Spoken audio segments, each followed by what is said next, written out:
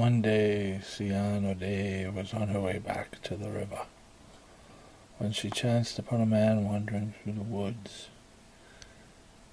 She said, "Hi, my name is sian adey." He said, "Hi, I am Kamu Nunagawamimi no Mikoto.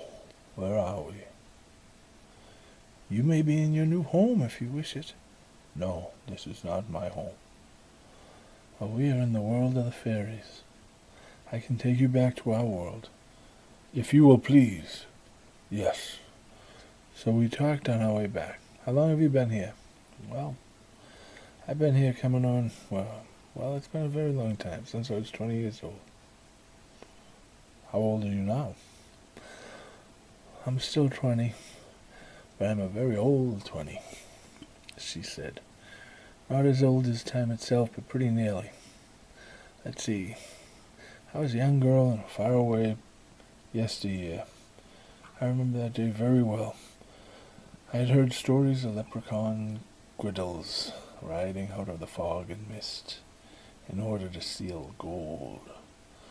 So I placed a large piece of gold inside of a box with a hole cut into it that would allow the leprechauns to reach his hand in, but he could not withdraw his hand from the box without releasing his grip on the gold.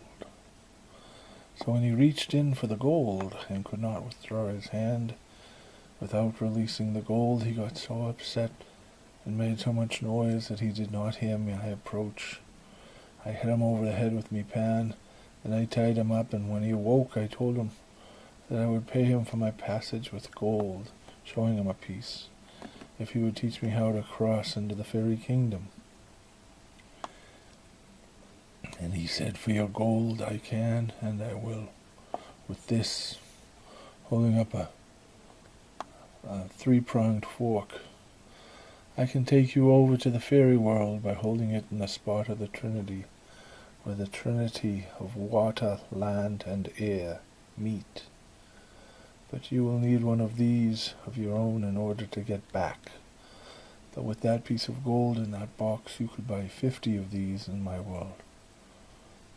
All he wanted in exchange for the ferry was me gold.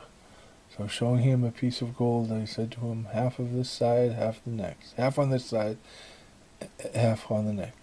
And he agreed. So we walked down to the river, and he tapped his fork to a rock, and it made a sound, and we crossed over. Then as we walked through the woods, he turned on me, but he did not know that I had the gift. So I knew what he had planned, and so I was able to crack him over the head with a rock till he was dead. Then I took his tuning fork and used it to return home. And even though I had only been in the fairy world half a day or less, I had been gone from our world for a full year. "What?" he said. "I have been here for a full score or more. What year was it when you left?"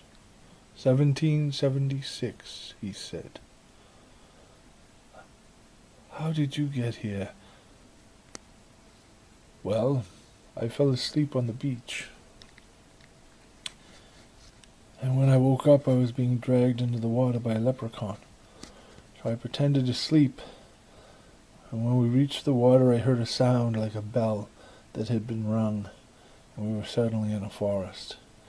And when I heard him say, 'I'll have you for my pot,' I slowly made ready, unsheathing my knife, and when he could no longer drag me through the brush, he grabbed me up, and as he was about to throw me over his shoulder to carry him a distance, I plunged the blade, and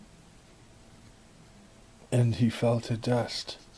So now I have been wandering aimlessly for a score or more without food or water, thirst or hunger.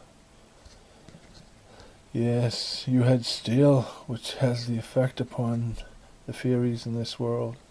I am surprised that the leprechaun did not smell it on you.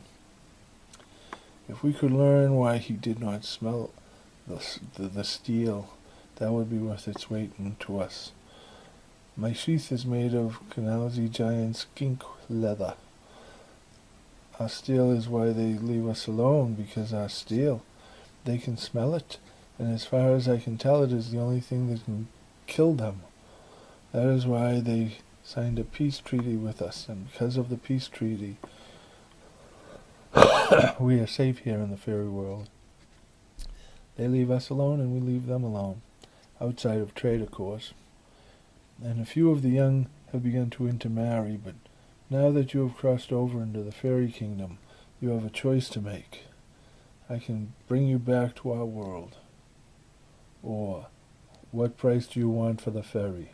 What do you have that I could want?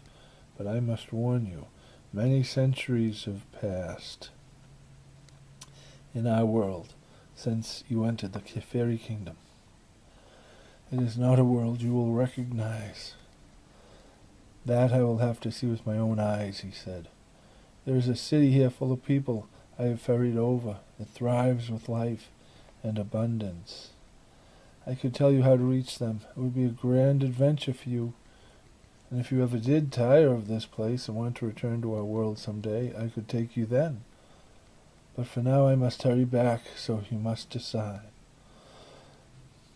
You're not going without me, he answered. One last thing.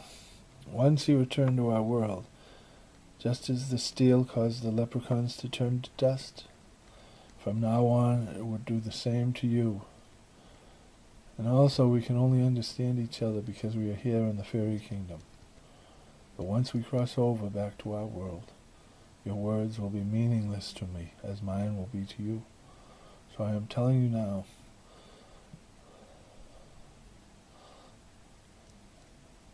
My employees will pick us up before we leave the beach, and I will give you passage back to your country.